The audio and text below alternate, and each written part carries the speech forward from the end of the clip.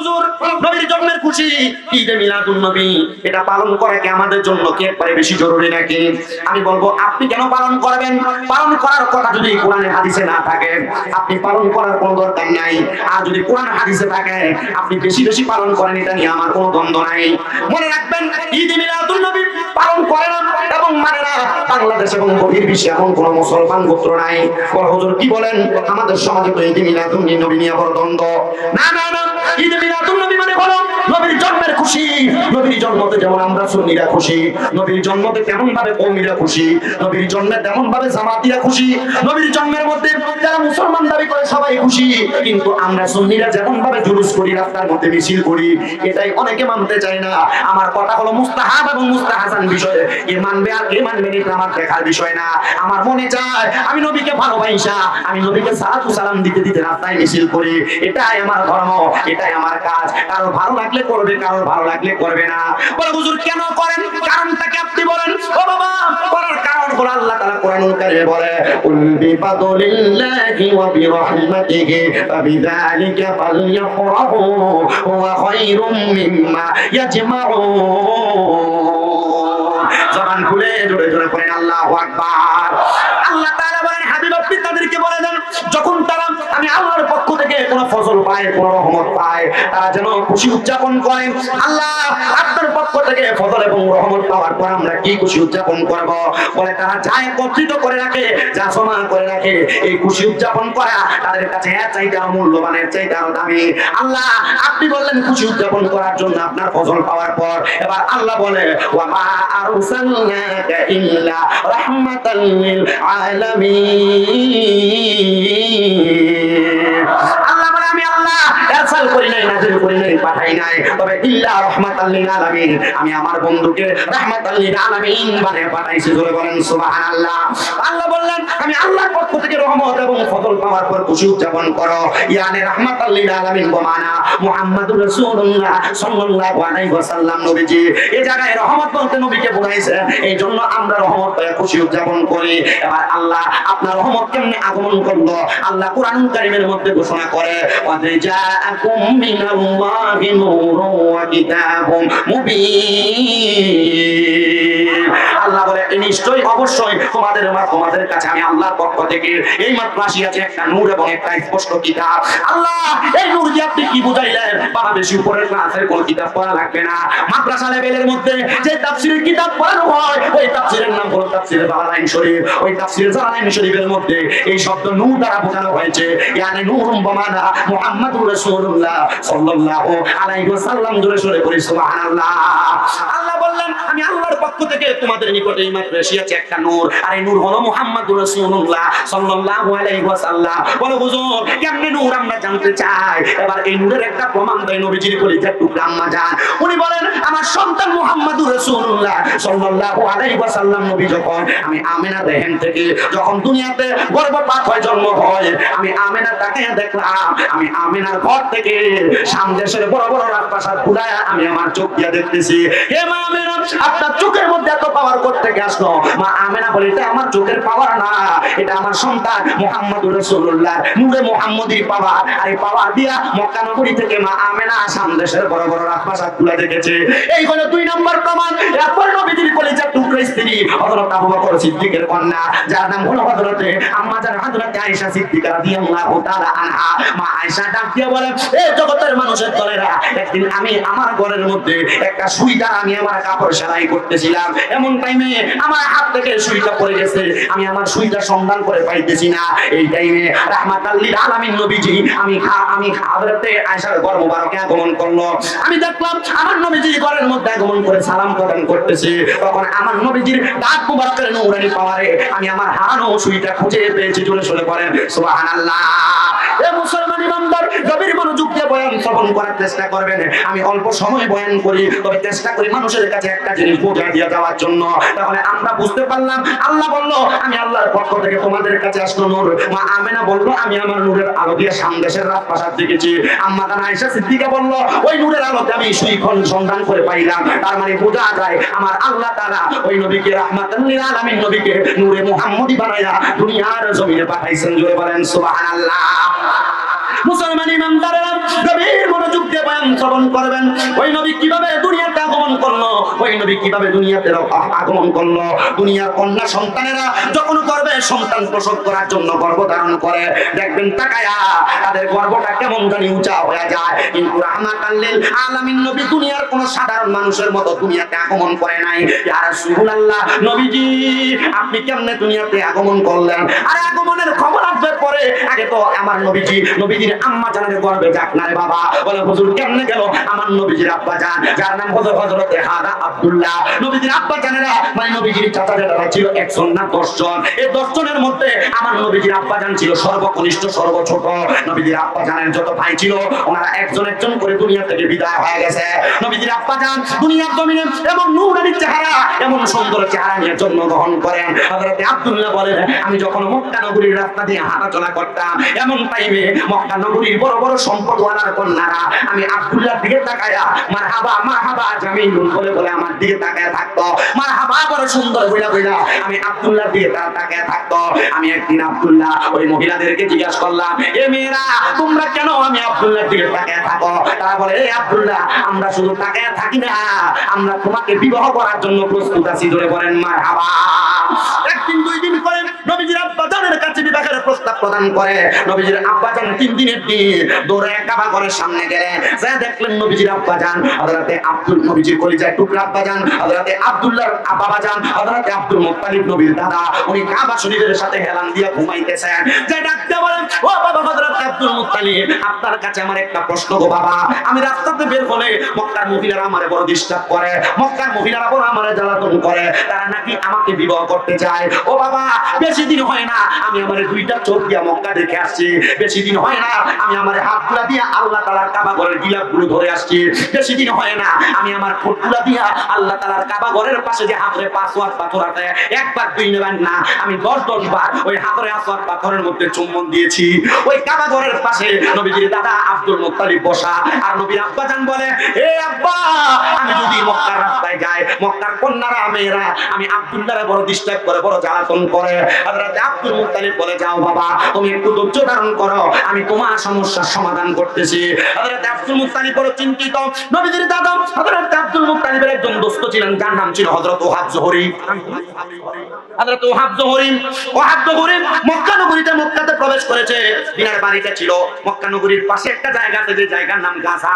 ওই গাজা এরিয়া থেকে মক্কা নগরীর সেখান থেকে মসজিদে আয়েশাতে সফর করে যারা উমরাকারী, বাসে 5 টাকা ভাড়া দেওয়ার পরে মসজিদে আয়েশা যে 2 রাকাত নামাজ পড়ে বাসে করে চলে আসে। ওই জায়গায় হযরত ওহাব জোহরীর বাড়ি। হযরত ওহাব জোহরী মক্কা নগরীতে প্রবেশ কইরা নবীজির দাদা জানকে দেখতেছে। হযরত ওহাব জোহরীর চেহারাটা হযরত আব্দুল মুত্তালিবের চেহারাটা কেমন জানি মলিন মলিন চিন্তিত দেখা যায়। ওহাব জোহরী ডাক দিয়ে বলে, এ হযরত আব্দুল্লাহর বাবা আব্দুল মুত্তালিব আমার দোস্ত, তোমার চেহারাটা কেন মলিন দেখা যায়? তুমি বলো না।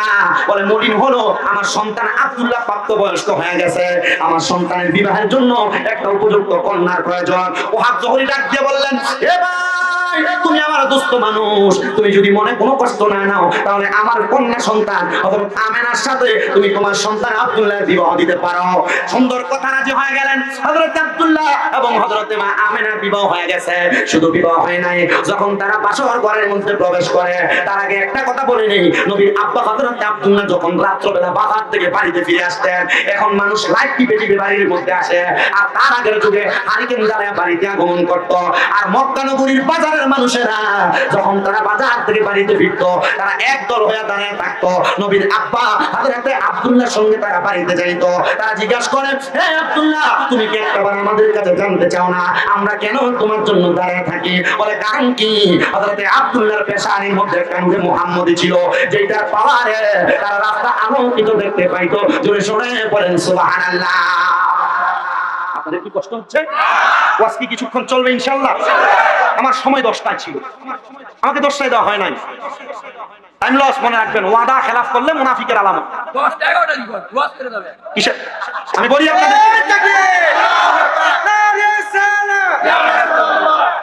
মানুষ এমনি এমনি মুফাজ্জল পাগলা নাম দেয়। আসলে আমাকে 12টায় দিলেও কিছু মনে করতাম না। আমি আপনাদের কাছে স্বাভাবিক অবস্থায় আসি নাই। বাড়িতে আমার আম্মা যেন অসুস্থ, আজকে 4 মাসের উপরে পিএলআইডি অপারেশন হওয়ার পর বিছানায় পড়ে আছে, হাঁটতে খুব কষ্ট হয়। প্রথম 2 মাস আমার আম্মা জান যে বিছানায় ঘুমাইছেন, আমি তার পাশে নিচে ঘুমাইছি। আমি আমার আম্মা যান কখন ডাকবে তার জন্য রাত্রে ভালো করে ঘুমাইতে পারিনি। আমি এখানে আসার আগে আমার ছোট ভাইকে ফোন দিছি, কই আসো? মাদ্রাসায়, তাড়াতাড়ি বাড়িতে আসো। আব্বারে জিজ্ঞেস করছি কোথায় আছেন, কুমিল্লা বিবির বাজার, তাড়াতাড়ি বাসায় আসে। ওনাদেরকে বাড়িতে ঢুকাইছি। আমার আম্মা জানের খেদমত করে নরসিংদীর আমার এক ভক্ত বেলাবতী বাড়ি, উনিও আছেন, উনিও খেদমত করে ওনার শাশুড়ি সহ আমার আম্মা জান। মাঝে মাঝে ওনাদেরও যদি অপরাধ হয়, কুমিল্লা বরুড়া, কুমিল্লা হোমনার অনেক মহিলারা আছেন আমার আম্মার খেদমত করে, আমার তো ভক্তবৃন্দ আছে আমার আম্মার খেদমত করে। তোমার আমার কাছে একটু মনে টান লাগে, আমি সন্তান কেমনে আমার মাটারে ফালাই আমি দূরে যা, তবু চলে আসি। আমার ভাই মাওলানা ফয়সাল আহমদ শেরপুরি সাহেব দাওয়াত করেছেন, আপনারাও ওনার সম্মান রক্ষা করবেন। এই সম্মানে আমি আপনাদের কাছে উপস্থিত হয়েছি। আমি আমার নির্দিষ্ট টাইমের পূর্বে এখানে উপস্থিত হয়েছি, তবুও চেষ্টা করছি আপনাদেরকে বয়ান শ্রবণ করানোর জন্য। আপনারা বলেন, নবীজির আব্বাজানের বিবাহ থেকে জন্মলগ্ন পর্যন্ত যতটুকু ঘটনা হয়েছে আপনারা কি শুনতে চান? কথা বলেন, শুনতে চান? আমি ইনশাআল্লাহ বলার চেষ্টা করব। আল্লাহ আমাকে বলা, আপনাদেরকে শোনার তৌফিক দান করুন। বলেন আল্লাহুম্মা আমিন। সবাই তার পূর্বে একটু মুহাম্মদের দরুদ শরীফ পড়েন। আল্লাহুম্মা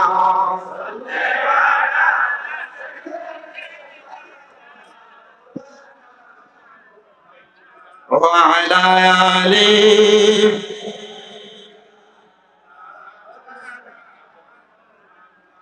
আজকেরে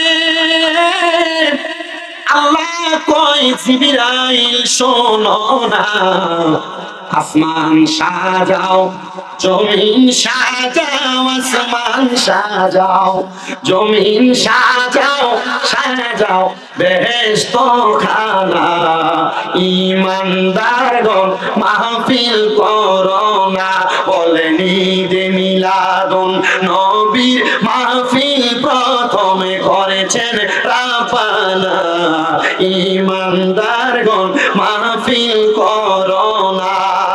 পাগল রে, সূরা আল ইমরানে আল্লাহ করেছেন ঘোষণা, মিলাদুন নবী পালন করতে, মিলাদুন নবী পালন করতে অঙ্গীকার করলেন রাব্বানা, ঈমানদারগণ জুলুস করো না।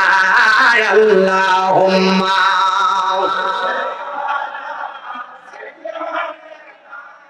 মাওলানা মুহাম্মদ ওয়া আলা আলি সাইয়্যিদিনা। আমার মুসলমান ইমানদারেরা, নবীজি আব্বাজান বাজার থেকে যাওয়ার সময় বাজারের সকল খরিদ্দাররা বলতো, হে আব্দুল্লাহ, আমরা তোমার জন্য বসে থাকি, তোমার কপালের নূরে মুহাম্মদীর আলো দিয়া আমরা যেন রাস্তা পারাপার হতে পারি। এবার নবীর আব্বাজান হযরত আব্দুল্লাহ ওনার স্ত্রীর সঙ্গে, মানে নবীর আম্মাজান হযরত আমিনার সঙ্গে বাসর হয়ে গেল। বাসর এমনি হয় নাই, 2 রাকাত নফল আদায় করে, নফল নামাজ আদায় করে নবীর আব্বাজান হযরত মা আমিনার কপাল মুবারকের মধ্যে একটা চুম্বন করেছে, আর নবীর আম্মাজান হযরত আমিনা নবীর আব্বাজানের কপাল মুবারকের মধ্যে চুম্বন করেছে। এইভাবে রাত্রি যাপন হয়ে গেছে। পরের দিন সকালবেলা নবীর আব্বাজান রাস্তা দিয়ে যায়, কিন্তু মক্কার যে মেয়েরা নবীর আব্বাজানকে বিবাহের প্রস্তাব দিত, কিন্তু ওই দিন আর নবীর আব্বাজানের চেহারার দিকে ফিরে তাকান না। নবীর আব্বাজান বড় অবাক হয়ে গেলেন। এবার আরেকটু সামনে যায়, অন্য মেয়েরাও বিবাহের প্রস্তাব দেয় না। নবীর আব্বাজান বড় অবাক হয়ে যায়, দৌড়ায়া নবীর দাদা হযরত আব্দুল মুত্তালিবের কাছে গেলেন। এই আব্বাজান, আপনার কাছে জানতে চাই, যে মেয়েরা আমি আব্দুল্লাহকে বিবাহের জন্য একবার 2 বার বলতো, কিন্তু তারা আজকে আমাকে বিবাহের কথা বলে না, কারণটা কি বলবেন? নবীর আব্বাজান হযরত আব্দুল্লাহকে নবীর দাদা আব্দুল মুত্তালিব ডাক দিয়ে বলে, আরে আব্দুল্লাহ, এটা অন্য কোনো কারণ না, গতকালকে বাসর ঘরে প্রবেশ করার আগে তোমার কপালের মধ্যে, পেশানির মধ্যে যে নূরে মুহাম্মদী ছিল, ওই নূরে মুহাম্মদী এখন তোমার কপালে নাই। তারা তো তুমি আব্দুল্লাহর জন্য পাগল ছিল না, তারা তোমার কপালের মধ্যে যে নূরে মুহাম্মদী ছিল, তারা ওই নূরে মুহাম্মদীর পাগল ছিল। তারা জানে তুমি আব্দুল্লাহর কাছ থেকে একটা নূর আগমন করবে, একটা সন্তান আগমন করবে, যার নাম আল্লাহ তাআলা আসমানে রাখতেন আহমদ, জমিনে রাখতেন মুহাম্মদ। আর ওই নবীজির মা হওয়ার জন্য মক্কার মহিলারা পাগল ছিল। বলেন সুবহানাল্লাহ। এই পর্দার অন্তরালের আমার মুজিরা, আমি আপনাদের কাছে করজোরে আবদার করতেছি গো আমার মায়েরা, আপনারা যদি আপনাদের গর্ভ থেকে এমন একটা নেককার সন্তান জন্ম দিতেন চান, আপনারা আপনাদের কখনো স্বামীর অবাধ্য হবেন না, আপনারা কখনো ব্যাপারটা পারে চলবেন না, ব্যয়পনা করবেন না, আপনারা কখনো আপনার চেহারাটা কোনো পরপুরুষকে দেখাইবেন না, বাজারে বাজারে ঘুরবেন না, রাস্তায় রাস্তায় রাস্তায় ব্যাপারটা ভাবে ঘুরবেন না। ও মা, আপনাদের কাছে আমার আবদার, আপনারা কখনো আপনাদের শরীরের মধ্যে টাইট ফিটিং জামা কাপড় পরবেন না। যদি এগুলা করেন তাহলে আপনারা গর্ভ থেকে মুহাম্মদুর রাসূলুল্লাহর মতো একটা নেককার সন্তান আপনি জন্ম দিতে পারবেন না। আপনি দুনিয়াতে এমন সন্তান জন্ম দিবেন যে সন্তান বড় হওয়ার পর আপনি মারে ভাত দিবে না, আপনি মাকে আপনি বাবাকে বুড়া বুড়ি বলে ডাকবে। এবার আপনারা বলেন একটা নেককার সন্তান জন্ম দেওয়ার জন্য মা বোনদেরকে পর্দা পশিদায় চলার দরকার আছে না? কষ্ট হচ্ছে আপনাদের? সময় কম, অল্প সময় কথা বলে আমি বিদায় নিই। আপনারা মনোযোগ দিবেন একটু। নবীজির আব্বা জান চলে গেলেন, ওনার ঘরের মধ্যে যাত্রাকে দেখলেন মা আমিনার রেহেমের মধ্যে একটা নূর চমকাইতেছে, একটা আলো। নবীজির আব্বা জান বলে আমি বুঝতে পারলাম হযরতে আমিনা সেই জায়গার মধ্যে সেই নূরের মালিকানা পাইছেন। তো নবীজি দুনিয়ার জমিনের মধ্যে এখন আগমন করে নাই। নবীজির আম্মা জান বলে আমার গর্ভের মধ্যে সন্তান আছে কিনা না এটার খবর আমি জানি না। আর বিদায়া ওয়া নিহায়া কিতাব পড়ে দেখবেন 1 খণ্ড না 14 খণ্ডের কিতাব। আমার ঘরের কিতাবটা এখনো পর্যন্ত বর্তমান। এ বাবা, আমি পরে পরে দেখলাম রাহমাতাল লিল আলামিন নবীর আম্মা জান বলে যখন 1 মাস হয়ে যায় আমি তাকায় দেখলাম আমার ঘরের দরজার মধ্যে কে যেন সালাম দেয়, আসসালাতু ওয়াসসালামু আলাইকা আইয়ুহান নবী। আমি সালামটা শুনলাম, বুঝতে পারলাম সালাম আমাকে দেওয়া হয় নাই, কোন নবীকে সালাম দেওয়া হয়েছে। মা আমিনা ডাক দিয়ে বলেন আমি তাড়াতাড়ি দরজার সামনে যাইয়া আমার ঘরের দরজাটা খুললাম।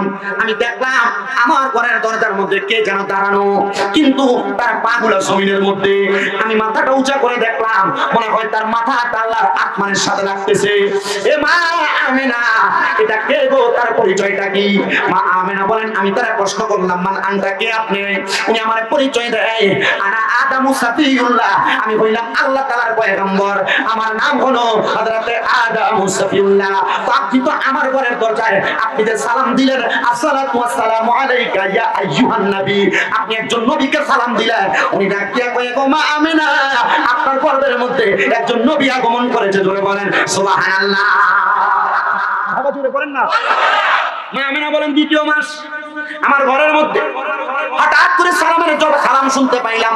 ঘরের দরজা খুললাম, দেখলাম তাকায়া উনিও ঠিক একই সাইজের মনে হয়। আমি ওনার কদমের দিকে আর মাথার দিয়ে তাকাইলাম, পরিচয় জিজ্ঞাসা করলাম কে আপনি? উনি আমার পরিচয় দেয় আমার নাম হলো হযরতে শীষ পয়গম্বর। আপনি কেন আসছেন? বলে রাহমাতাল লিল আলামিন নবীকে সালাম দেওয়ার জন্য। 3 নাম্বার মাস এবার আরেকজন আগমন করলো, জিজ্ঞাসা করলাম আপনার নাম কি? উনি আমার জবাব দেয় আমি হইলাম হযরতে ইব্রাহিম খলিলুল্লাহ। আপনি কেন আসছেন? বলে রাহমাতাল লিল আলামিন নবীকে সালাম দেওয়ার জন্য।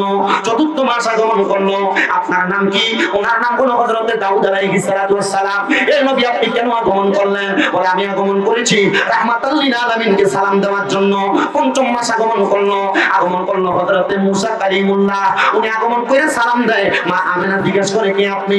বলে আমি হইলাম হযরতে মুসা কালিমুল্লাহ। কেন আসলেন? বলে রাহমাতাল লিল আলামিন নবীকে সালাম দেওয়ার জন্য। 6th মাস আগমন করলো, আবার আরেকজন নবী আগমন করলো যার নাম হযরতে ইউনূস আলাইহিস সালাতু ওয়াস সালাম। আপনি কেন আগমন করলেন? উনি বলে রাহমাতাল লিল আলামিন নবীকে সালাম দেওয়ার জন্য। এই 6th মাসে নবীজির আব্বা জান দুনিয়া থেকে বিদায় হয়ে গেছে। আর আমার নবীজির বাবা জান 3 মাসের মাথায় ইন্তেকাল করে চলে গেছেন। আমার নবী রাহমাতুল লিল আলামিন নবীজির আম্মা জান বলে আমি দেখলাম 6th মাস আগমন করলো। আমি জিজ্ঞাসা করলাম আরেকজন নবী, আমি বললাম আপনার নামটা কি, পরিচয়টা কি? উনি বলেন আমার নাম হযরতে মুসা আলাইহিস সালাতু ওয়াস সালাম। 6th মাস আমার নাম হযরতে নূহ আলাইহিস সালাতু ওয়াস সালাম। আপনি কেন আগমন করলেন? বলে আমি রাহমাতুল নবীকে সালাম দেওয়ার জন্য। 8ম মাসে আরেকজন নবী আসলেন, 9ম মাসে আরেকজন নবী আসলেন যার নাম হযরত ঈসা রূহুল্লাহ। বলে আপনি কেন আসলেন? বলে রাহমাতাল লিল আলামিন নবীকে সালাম দেওয়ার জন্য। 7জন নবী নবীজিকে জন্মের স্বাগতম, 9 জন নবী নবীজিকে জন্মের স্বাগতম জানানোর জন্য আগমন করলেন। এ পর্দার অন্তরালের আমার মা, এ যুবক ভাইরা, মুরব্বী বাবারা, নবীজির আম্মা জান বলে 9 মাসে 9 জন নবী আমাকে সালাম দিতে আসে নাই, তারা সালাম দিতে আসছে আমার গর্ভে যে রাহমাতাল লিল আলামিন নবী আসছে ওনাকে সালাম দেওয়ার জন্য।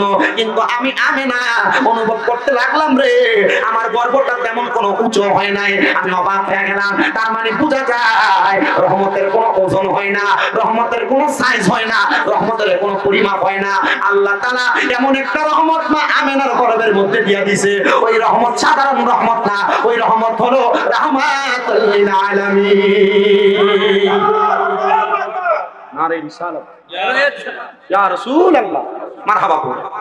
আর মুহাব্বতে পড়েন মারহাবা। এ মুসলমান ইমানদারেরা, নবী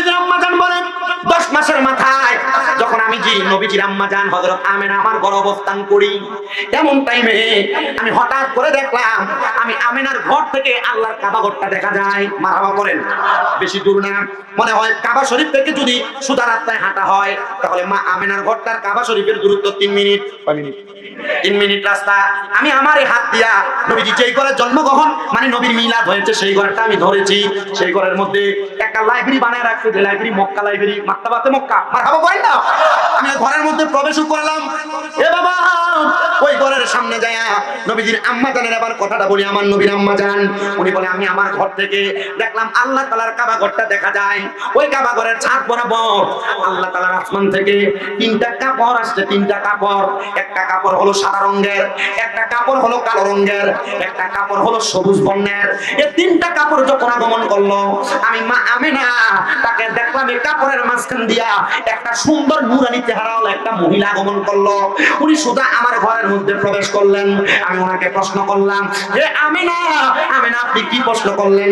মা আমেনা ডাক দিয়া বলেন, হে জগৎবাসী রে, আমি প্রশ্ন করলাম কে গো আপনি, আপনার পরিচয় কি? উনি আমার জবাব দেয়, আমারে তুমি চিনো না, আমি হইলাম হযরতে আদম নবীর স্ত্রী, আমার নাম হলো হযরতে হাওয়া। বলে শুনে পড়েন না মারহাবা। হযরত হাওয়া যখন আগমন করলেন হযরতে মা আমেনা জিজ্ঞাসা করলেন, ওগো মা আপনি কেন আগমন করলেন? বলে আমার আল্লাহ তাআলা রাহমাতাল লিল আলামিন নবীকে স্বাগতম জানানোর জন্য পাঠাইছে।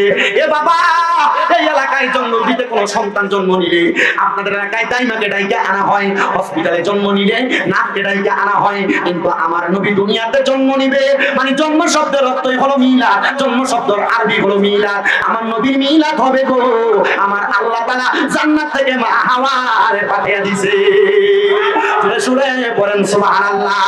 মা আমেনা ডাক দিয়া বলে, ও জগৎবাসী গো, আমি আবার তাকে দেখলাম আরেকজন মহিলা আগমন করলো। আমি জিজ্ঞাসা করলাম আপনার নামটা কি? উনি বলে আমার নাম হযরতে মরিয়ম আলাইহিস সালাতু ওয়াস সালাম। আপনি কেন আসলেন? বলে নবীকে সালাম দেওয়ার জন্য, নবীকে রিসিভ করার জন্য।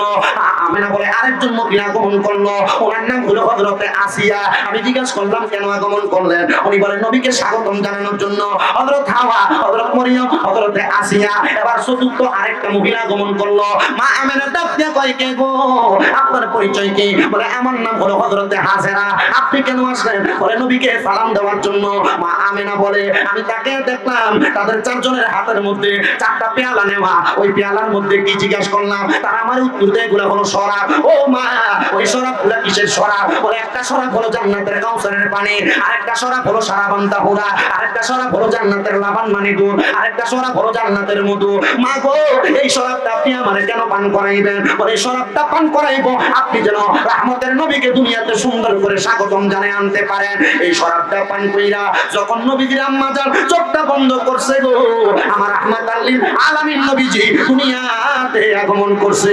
ওই সময় অন্য কোনো সময় না, রবিউল আউয়াল মাসের 11 তারিখ দিবাগত রাত 12 তারিখ সুবহ সাদেকের মুহূর্তে আমার রাহমতের নবী আগমন করলেন। আশিক বলে জান্নাত থেকে হাওয়া আসিয়া মরিয়ম হাজেরা মিলাদুন নবী পালন করতে আসিলেন ধরা। আইরে আসলেন নবী পোশাকে পরা। দুনিয়ার সন্তান কি পোশাক পরে আগমন করে? তাহলে রাহমাতাল লিল আলামিন নবী পোশাক পরে কেমনে দুনিয়াতে আগমন করলো? ইতিহাস গ্রন্থ পড়েন না, শুধু শুধু বকবক করেন। আপনি বলতেছেন মিলাদুন নবী কি? নবী তো দুনিয়াতে আমাদের মতো সাধারণ মানুষ হয়ে আগমন করছে। বাবাজি সাবধান, সতর্ক, নবীর ব্যাপারে কোনো মন্তব্য করার আগে চিন্তা করে করা লাগবে। কথা কোন ঠিক কিনা? হুজুর নবী তো আমাদেরই মতো, আল্লাহ না কোরআনে বলছে কুল ইন্নামা আনা বাশারুম মিসলুকুম ইউহা ইলাইয়া। নবী আপনি তাদেরকে বলে দেন আপনি তাদের মতো একজন মানুষ। পার্থক্য হলো নবী আপনার নিকট ওহী আসে, তাদের নিকট আসে না। এই আয়াত কিসের জন্য নাযিল হয়েছে এই মৌলবী বুঝে না। এই আয়াত কেন নাযিল হয়েছে মৌলবী বুঝে না। এই আয়াত নাযিল হয়েছে কাফেরদেরকে সালিশ করে ইসলামের দিকে আনার জন্য। কেন? কাফেররা যখন রহমতের নবী যখন বিভিন্ন রকম ভাবে মানুষকে দাওয়াত দেয়, কাফেররা কাফন দিয়ে আসছে মুহাম্মদ জাদু করে। মুহাম্মদ কি করে? নাউজুবিল্লাহ, কি জোরে বলবেন না? মুহাম্মদ কি করে? মুহাম্মদ কি জাদু করে? নাউজুবিল্লাহ, জোরে বলে না তো। তখন মালিক বিন হাবিব এক লোক ওই এলাকার সবচাইতে বড় জাদুকর ছিল। তখন মালিক বিন হাবিবকে পাঠাইছেন, যাও মুহাম্মদকে পরীক্ষা করো, তুমি তোমার কোন জাদুর ফেরে তুমি যদি মুহাম্মদকে হারাইতে পারো তাহলে তোমার জন্য বড় পুরস্কার। মালিক বিন হাবিব বলে আমার তো বড় একটা চিন্তা, আমার ঘরের ভিতরে অন্য কোনো চাহিদা নাই, আমার একটা চাহিদা। সে মালিক বিন হাবিবের একটা কন্যা ছিল, যে অন্ধ ছিল। কি ছিল? কথা বলে না, কি ছিল? অন্ধ ছিল। মালিক বিন হাবিব বলে, এই মক্কার কাফের, তুমি আমাকে বলছো মুহাম্মদকে যদি আমি লাঞ্ছিত করতে পারি, তুমি আমার কন্যাকে যদি সব বালা করে আইনা দিতে পারো, তাহলে আমি তোমার এই প্রস্তাবে রাজি। বলে ঠিক আছে, তুমি মুহাম্মদকে বেয়াসুতি করো, তাহলে তোমাকে তোমার কন্যাকে সুস্থ করে দেওয়া হবে। মালিক বিন হাবিব হাতের মুঠের ভিতরে অনেকগুলো পাথর নিছে, নুড়ি পাথর। কি পাথর? নুড়ি পাথর নিয়ে মুহাম্মদ সাল্লাল্লাহু আলাইহি ওয়াসাল্লামের কাছে গেছেন। এই আব্দুল্লাহর বেটা মুহাম্মদ, ডাক দিয়ে বলে, ইহুদিদের আচরণ, আশিকের আচরণ আর মুনাফিকের আচরণ কি একরকম হতে পারে? কথা বলে, আমরা আশিক, এজন্য আমরা রাসূলকে ইয়া রাসূলুল্লাহ বলে ডাকতে। জোরে বলেন মারহাবা।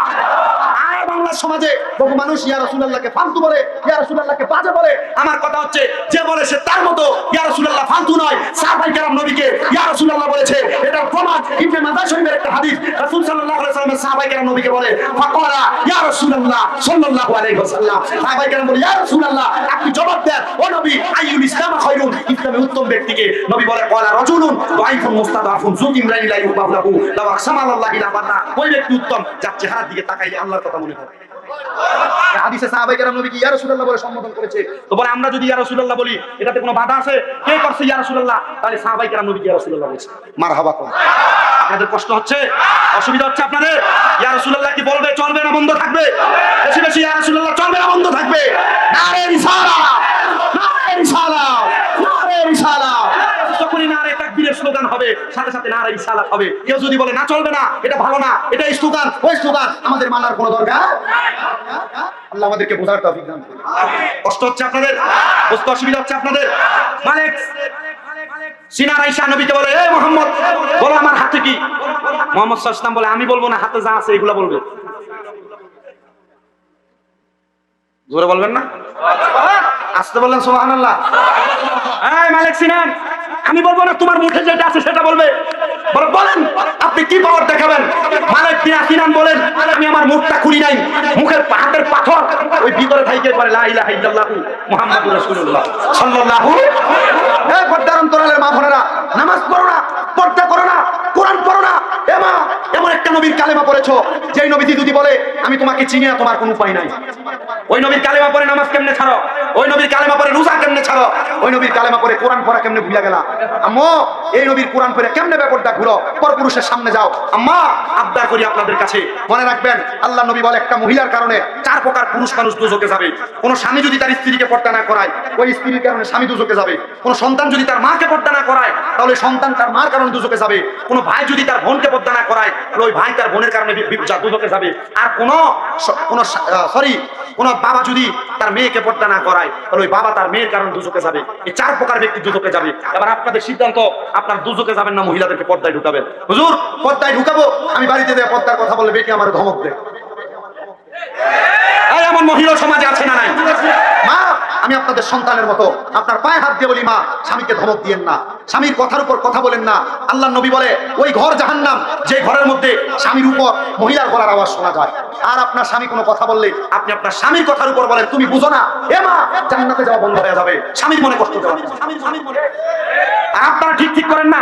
মহিলা কোনো কাজ করলে উল্টাপাল্টা হইলে আপনি আপনার বউর মা বাবার নাম তুলে গালি দেন। কে বলেছে?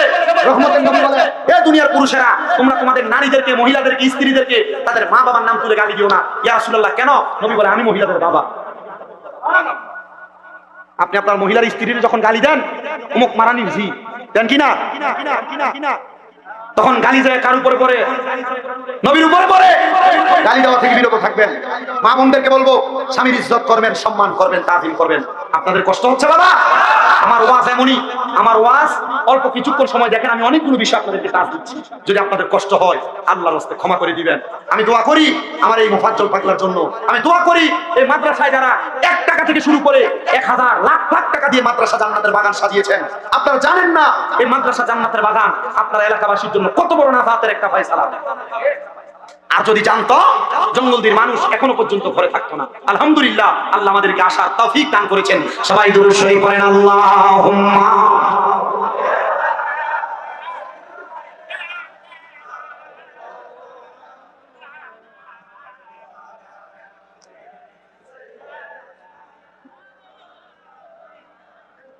কোথায় রইলেন মায়ার নবীজি, আমাদেরকে ছাড় জানিয়া আপনি বিনে কি লাভ হবে এই ধরাতে বাঁচিয়া আল্লাহুম্মা। মুহাব্বত নিয়ে পড়েন, ঈমান তাজা হবে।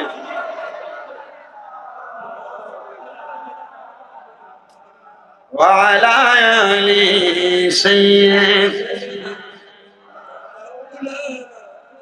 পড়েন সালাতু সালাম জানাই দুরূদ সালাম জানাই আপনার উপরে নবী গো আমরা গুনাহগারে বলেন সালাতু সালাম জানাই দুরূদ সালাম জানাই আপনার উপরে নবী গো সালাম আমরা গুনাহগারে গো জানাই আমরা গুনাহগারে সালাম আমরা গুনাহগারে জানাই আমরা গুনাহগারে নবী গো আমরা ও নবী আপনি তো তার বন্ধু আমার পার কইরা দেন পাব সিন্ধু গো আপনি দয়া না করিলে আপনি দয়া না করিলে কে করিবে মোরে নবী গো আমরা এ বলেন সালাতু সালাম জানাই দুরূদ সালাম জানাই আপনার পরে নবী গো ও নবী মদিনার পাটনাটিতে আরে স্বর্ণের একটি মিম্বর আছে গো আর সে মিম্বরে খুতবা দিতেন সে মিম্বরে খুতবা দিতেন দিনের নবী মুস্তাফা তোমরা যদি যাও গো মদিনা বলেন সালাতু সালাম জানাই দুরূদ সালাম জানাই আপনার পরে নবী গো আমরা মুসলমান হে নবীর উম্মতের দল ওই মালিক সিনান বলে রে মুহাম্মদুর রাসূলুল্লাহ কি জাদু দেখাইলা রে তোমার জাদুতে আমি পাগল পারা হয়ে গেলাম মুহাম্মদুর রাসূলুল্লাহ বলে নবীদের দ্বারা যদি কোনো অলৌকিক ঘটনা ঘটে এটা জাদু না এটা আমার আল্লাহ বলেন মুজিজা জোরে জোরে পড়েন সুবহানাল্লাহ তাসাউফ তরিকতের কিতাব পড়ে দেখলাম কোন আল্লাহর ওলি দ্বারা যদি কোনো অলৌকিক ঘটনা ঘটে এইটাকে বলা হয় কারামত। কথা কয় না কি বলে আল্লাহর ওলিদের দ্বারা কোনো যদি অলৌকিক ঘটনা ঘটে সেটা কারামত, নবীদের দ্বারা অলৌকিক ঘটনা ঘটলে মুজিজা। কারামতে আউলিয়া ও হাক্কুন, ওলিদের কারামত সত্য, মুজিজায়ে নবিয়্যা হাক্কুন, নবীদের মুজিজাও সত্য। ও নবী গো বুঝতে পারলাম এটা আপনার মুজিজা, তাহলে আপনি বলেন না ও মুহাম্মদুর রাসূলুল্লাহ আপনি আর কি জানেন? বলে অন্য কোনো কিছু না রে, আমি আরেকটা জিনিস জানি রে, তোমার বাড়িতে তোমার কন্যা সন্তানটা চোখে দেখতে পারে না, আমি মুহাম্মদুর রাসূলুল্লাহ দোয়া করে দিলাম আমার দোয়ার বরকতে আল্লাহ তোমার কন্যার চোখ ফিরিয়ে দিছে। যায় দেখো ওই মালিক সিনান বলে আমি বাড়িতে যাই দেখলাম আমার চোখটা না মাইয়াটা চোখ দিয়া দেখতেছে। তার মানে বোঝা যায় আদুয়া উলাইয়া তাকদিরুলা ইয়ারুদু, মানুষের তাকদীর কোনোদিন পরিবর্তন হয় না ইল্লা বিদুআ, দোয়ার মাধ্যমে পরিবর্তন হয়ে যায়। জোরে জোরে পড়েন মারহাবা। এজন্য আপনারা যারা মুরব্বি আছেন আমাদের জন্য দোয়া করবেন, আপনারা যারা ছোট আছেন আপনারা সব সময় মুরব্বিদের কাছে দোয়া চাইবেন। মুরব্বিরা জেনে হোক না জেনে হোক মাঝে মাঝে আমাদেরকে ধমক দেয়, মুরব্বিদের কথার উপরে আপনি টক্কর দিবেন না। মুরব্বিরা যেভাবে ধমক দিক, মুরব্বিরা যেভাবে বলুক, মুরব্বিরা কিছু না কিছু বুঝে বসে। কথা বলেন না কেন? আমাদের সমাজে এমন অনেক ছেলেরা দেখা যায় মুরব্বিরা তাদেরকে বিভিন্ন বিষয়ে ডাক দিলে ঘাড় পাক দিয়ে দাঁড়ায়। আপনি কি বুঝেন? এই কথা বলেন না কেন? এরা সমাজের নোংরা আবর্জনা। যারা মুরব্বিদের সাথে বেয়াদবি করে, মুরব্বিদের সাথে বেয়াদবি করবা না, মুরব্বিদের সাথে আদব রক্ষা করবা।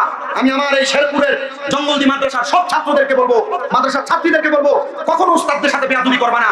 আমার এক উস্তাদ আমাদেরকে একটা বাক্য শিক্ষা দিয়েছে, আল আদাবু খায়রুম মিনাজ যাহাবি ওয়াল ফিদ্দাতি, আদব হলো স্বর্ণ এবং রূপার চাইতে উত্তম। যদি বেয়াদবি করেন, বেয়াদব রাস্তাঘাটে পাওয়া যায়, আদব স্বর্ণ রূপার থেকে উত্তম। বলছে স্বর্ণ রূপা বাজার থেকে কিনে পাওয়া যায়, আদব টাকা দিয়ে কিনে পাওয়া যায়। কথা বলেন ঠিক কিনা? এই জন্য জঙ্গলদি মাদ্রাসার যত শিক্ষক আছে আপনারা এলাকাবাসী রাজা বাদশাকে যেমন সম্মান করে মাদ্রাসার শিক্ষকদের কেমন সম্মান করবেন, মাদ্রাসার ছাত্ররা শিক্ষকদের কেমন সম্মান করবেন। হুজুর কেন? মনে রাখবেন আল উলামা ওয়ারাসাতুল আম্বিয়া, ওলামায়ে কেরাম নবীদের ওয়ারিস। নবী দেখেন নাই, ওলামায়ে কেরাম দেখতেছেন। ওলামায়ে কেরামকে সম্মান করলে, নবীকে সম্মান করলে যে সওয়াব পাইতেন আল্লাহ সে সওয়াব লিখে দিবেন। আমাদের সমাজ ওলামায়ে কেরামকে 2 টাকার মৌলবি বলে। এই বাবা 2 টাকার মৌলবি বলে, যাদেরকে তুমি ডাকো এই মৌলবি তোমাকে সুপারিশ করে দেন। মৌলবীর এক কাপ চা খাওয়াও, লাভ হবে। মৌলবীর একটা সালাম দাও, লাভ হবে। কারণ আল্লাহ তাআলা এক একজন মৌলবীর হাতে অসংখ্য জান্নাতের টিকিট ঠিকাদারে দিবেন। বলে হুজুর কি বলেন? আমাদের জন্য সুপারিশ আমাদেরকে আল্লাহ তাআলা কে রক্ষা করবে?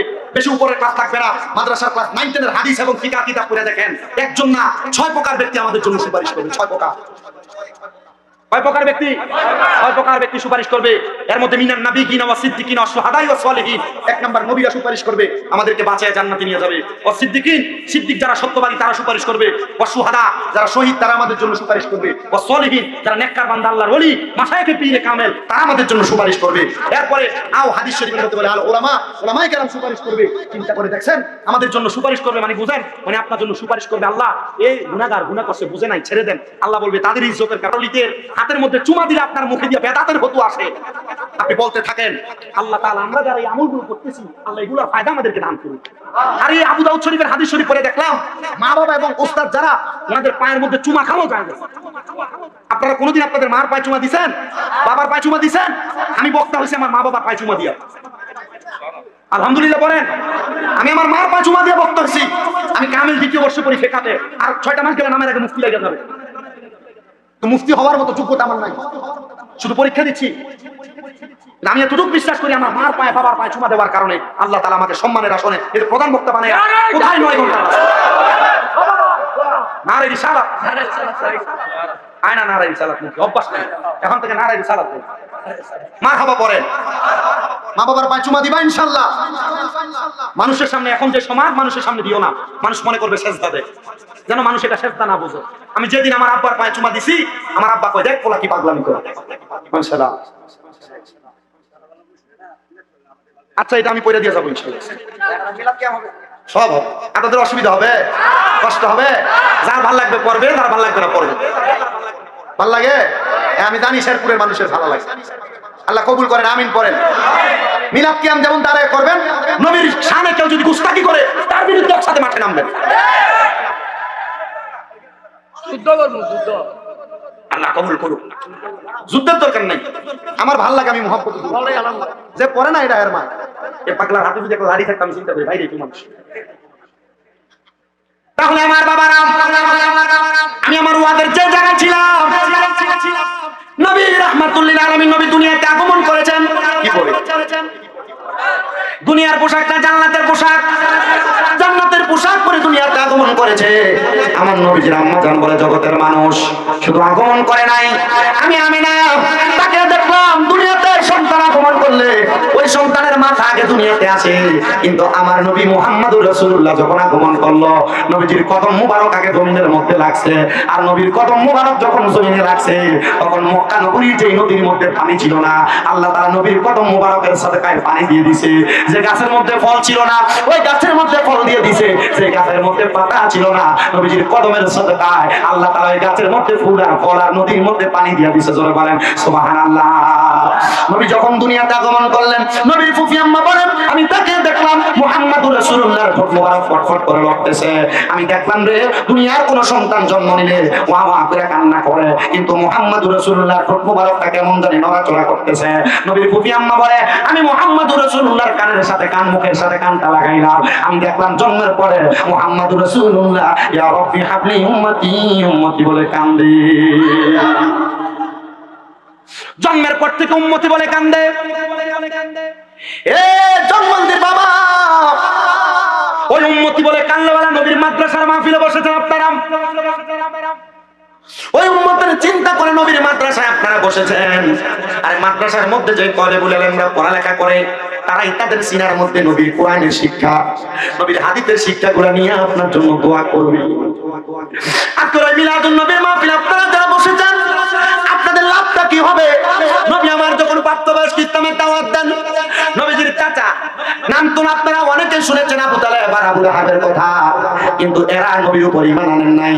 কিন্তু আমার নবীজি যখন দুনিয়াতে জন্মগ্রহণ করেছে, নবীজির চাচা আবু লাহাব অথবা আবু তালেব, দুইটা নামের একটা আমার মনে পড়তেছে না হাদিস শরীফের বাণীটা।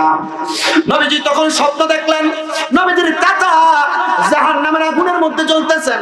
আমার নবী প্রশ্ন করলেন, এ চাচা আপনার কবরে কেমন অবস্থা, আপনার সঙ্গে কবরে কেমন আচরণ করা হয়?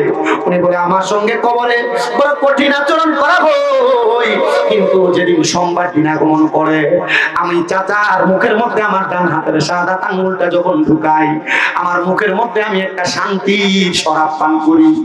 এ চাচা কেন গো, কেমনে আপনি শান্তি পাইলেন জানতে চাই। উনি বলে, অন্য কোনো কারণে আমি শান্তিটা পাই না, একটাই মাত্র কারণ গো, একটাই মাত্র কারণ।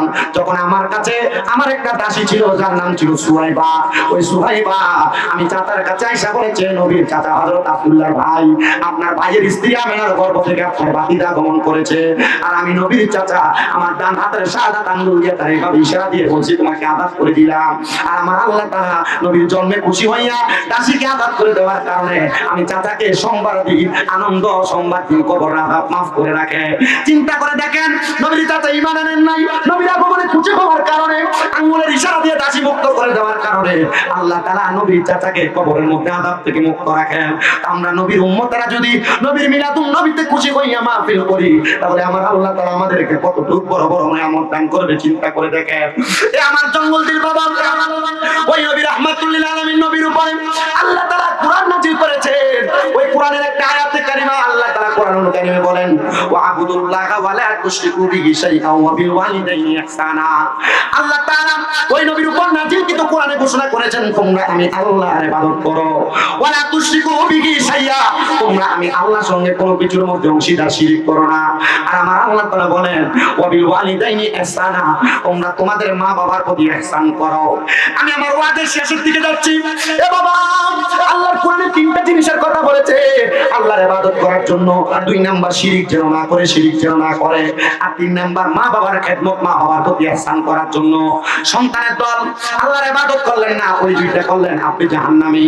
আবার 2টা করলেন মা বাবার খেদমত করলেন না, আপনি জাহান্নামী।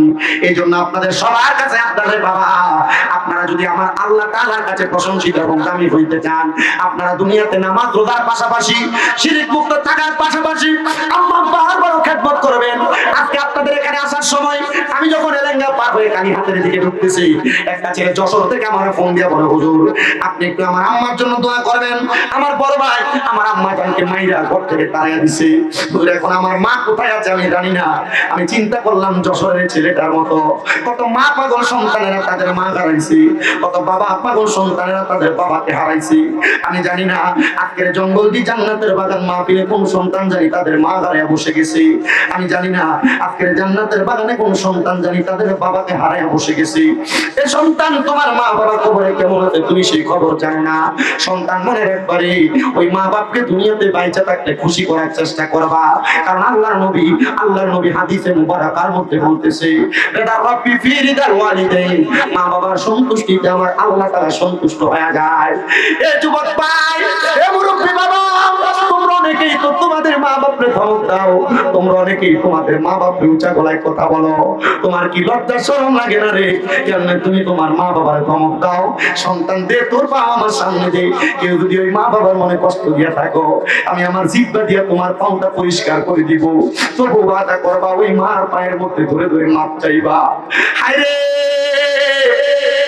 আজকের মাহফিলে এমন অনেক সন্তানেরা বসে গেছে, তাদের মা বাবা তারা বড় কষ্ট করে মানুষ করছে। এ সন্তান, তোমার আব্বা জান ঈদের সময় নতুন কোনো জামা কাপড় পরে নাই, তুমি সন্তানকে নতুন জামা কাপড় কিনা পরাইছেন, কিন্তু তোমার আব্বা জান তোমার নতুন জামা কাপড় কিনা দিছে। সন্তান, তোমার কাছে টাকার অভাব নাই, কিন্তু তুমি 500 টাকা দিয়া তোমার আব্বার একটা লুঙ্গি কিনা পরাইতে পারো না। পরাইবে কেমনে? তোমার আব্বা জান তো কবরের বাসিন্দা হয়ে গেছে। মার কাপড়ের আপনাটা চিরা ছিল, মার কাপড়টা চিরা, মা 10-5 টাকা কাপড় আপনাতে বাইন্দা রাখতো, তুমি সন্তানকে দিয়া দিত। ওই মা পান্তা ভাত গুলা খাইতো না, তুমি সন্তান রৌদ্র থেকে স্কুল মাদ্রাসা কাজ থেকে আসতে তুমি খাইলে তোমার পেট ঠান্ডা হবে বলে রাইখা দিত। এখন ওই মা জননী কবরে, সন্তান তোমার ঘরে কত মেহমান খানা খায়, কিন্তু তুমি তোমার মার একটু খানা মুখে তুলে দিতে পারো না। হায় আমার বাবা, আমি জানি না এখানে এমন কোন সন্তান বসছে তার মারে বাঁধবে না, তার বাবারে বাঁধবে না? এমন অনেক সন্তান, এমন অনেক বিচার আসে, হুজুর ওকে তার মারে বাঁধবে না। মা বাপ সকালবেলা এক ভাইয়ের ঘরে ভাত খায়, দুপুর বেলা আরেক ভাইয়ের ঘরে, রাত্রবেলা আরেক ভাইয়ের ঘরে। তোমার মার ঘরে তুমি 5-6 জন সন্তান ছিলা, তোমার মা বাবা দুইজনে মিলা তোমরা 5-6 ভাই বোন নিজে না খেয়ে খাওয়াইতে, কেমনে রে তোমরা ওই মা বাপরে জুদা করে দিছ? হে আব্বাজি, মা বাপরে খাওয়াইলে তোমার সম্পদ কমবে না। আল্লাহ নবীজি শিখিয়ে দেয়, কোন সন্তান যদি তার মার জন্য বাবার জন্য 1 দিরহাম খরচ করে, আল্লাহ তাআলা তারে লক্ষ কোটি গুণ বাড়ায়া দুনিয়াতে সম্মানিত করে দেয়। আরে কেউ যদি ওই মা বাপরে কষ্ট দিয়ে থাকো, দে তোর পাও আমার সামনে দে, আমি তোর পায়ে দিব্বা লাগে লাগে আমি পরিষ্কার করে দিব। কারণ কি জানো, মা বাবার মনে কষ্ট দিয়া শুধু স্বামী দেবা না, শুধু শেরপুর, জামালপুর, ময়মনসিংহ ডিস্ট্রিক্টের বড় আলেম দিয়ে ওয়াজ করাও কোনো লাভ হবে না। কারণ ওই মা তোমার জন্য জান্নাত, ওই মা তোমার জন্য জাহান্নাম। মা বাপরে যদি খুশি রাখো জান্নাত পাইবা, মা বাপরে যদি কষ্ট দাও জাহান্নাম জাহান্নাম। কারণ সাহাতুর রব্বি ফি সাহাতিল ওয়ালিদাইন, মা বাবার অসন্তুষ্টিতে আমার আল্লাহ অসন্তুষ্ট হয়ে যায়। আজকের মাহফিল যা কবুল হবে কিনা এটার গ্যারান্টি কেউ দিতে পারবে না রে যুবক, কেউ দিতে পারবে না রে মুরব্বি বাবা। আমি জানি না পর্দার অন্তরালে কোন মহিলাটা বসে রয়েছে, তার মা কবরে, তার বাবা কবরে। আজকের মাহফিল তখন মনে করবা কবুল হয়েছে যখন শুনবা এলাকার কোন মুরব্বি আগামীকালকে চা দোকানে বসে বলে, হ্যাঁ এই শামীম দাদা কুমিল্লা থেকে 9 ঘন্টা 9.5 ঘন্টা জার্নি করে আসছি, সে বলে গেছে মা বাবারে কষ্ট দিই আল্লাহ তাআলা কষ্ট পায়, জান্নাত পায় না সন্তান। সন্তান যদি শোনো এলাকার কোন মুরব্বি দোকানে বসে বলে, হ্যাঁ আমার সন্তান কোনোদিন আমার সাথে কোনো বিয়াদবি করে নাই, তবু আর শুনে যায় আমি বাবার পায়ে ধরে মাপ চাইছে, মনে করবা মাহফিল কবুল হয়ে গেছে। যদি কোনো মহিলা একজন আরেকজনকে বলে আমার সন্তান কোনোদিন আমার সাথে কোনো অন্যায় করে নাই, তবু আমার সন্তান ওয়াজ শুনে বাড়িতে যায় আমার পায়ে ধরে মাপ চাইছে, মনে করবা মাহফিল কবুল হয়ে গেছে। বলে হুজুর যাদের বাড়িতে বাবা আছে তারা বাড়িতে যাইয়া বাবার পায়ে ধরে মাপ চাইবে, আমার তো আব্বা নাই, আমি কার পায়ে ধরে মাপ চাইবো? এই সন্তান অনেকে চিন্তা করতেছো, হুজুর যাদের বাড়িতে মা আছে তার বাড়িতে যাইয়া মার পায়ে ধরে মাপ চাইবো, হুজুর আমার তো মা নাই, আমি কার পায়ে ধরে মাপ চাইবো? আল্লাহ তুমি তাকে দেখো, এই শেরপুর জেলার অন্তর্গত শেরপুর সদরের জঙ্গলদি মাদ্রাসা ময়দানে কত এতিমেরা বসছে তার মা নাই, কত এতিমেরা বসছে তার বাবা নাই। আল্লাহর নবী বলে কোন সন্তানের বাবা মা মারা যাওয়ার পরে ওই সন্তান যদি চোখের মধ্যে একটা পানি ফোঁটা ফালাইয়া দিয়া কান্দে, ওই পানি মাটিতে পড়ার আগে আল্লাহ তার মা বাবার জীবনের গুনাহ মাফ করে দেয়। এর পর্দারের মা মা বাবার বাড়িতে গেলে আগে বাবা তোমারে দিয়ে আইছো বলে ডাক দিত, এখন বাবার বাড়িতে গেলে সবার মুখ দেখা যায় কিন্তু আব্বার মুখটা দেখা যায় না। মারে মা বাবার বাড়িতে গেলে আগে মা তোমার টান দিয়া বুকে নিয়ে কপালটার ভিতরে চুমা দিত, মাকে বুরকাটা খুলিস পরে আগে 2টা লোকমা খায়ালো বলে তোমার ডাক দিত, এখন মা কবরে কেউ একবার খবর লয় না। আল্লাহ জানি না রে কার মা কবরে, জানি না রে কার বাবা কবরে কান্দি। এই মুবাজ্জল পাগলের মতো মা বাবারে বসছো রে, আল্লাহর কাছে দোয়া করো, রব্বির হামহুমা কামা রব্বায়ানি সগীরা ওয়া রব্বির হামহুমা কামা রব্বায়ানি সগীরা। আল্লাহ ইতিম সন্তানগুলা তার মারে তার বাপরে এই শেরপুরের এই জঙ্গলদির গুরুস্থানে 3.5 হাত মাটির কবরে বিছানা না বিধে শুয়ে দিতে, যেই মা দামি খাটে ঘুমানোর কথা, যেই বাবা দামি কাটা গায়ে দিয়া দামি কম্বল গায়ে দিয়া করে ঘুমানোর কথা, আজ ওই মা বাবা কবরে মাত্রই তোমার দরবারে গো আল্লাহ, এমন আম্মা আব্বার কবরে তুমি আর আঘাত দিও না।